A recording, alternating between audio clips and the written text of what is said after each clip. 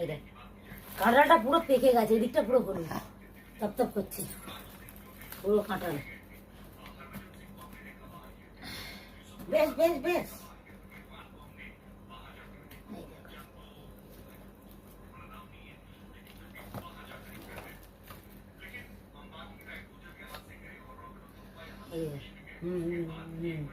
খুব সুন্দর।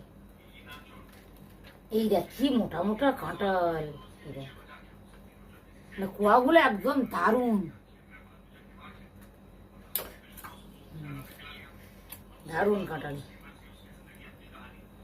খাজা কাঁঠাল। গাইস, কার কার কাঁঠাল খেতে ভালো লাগে কমেন্টে জানাবেন।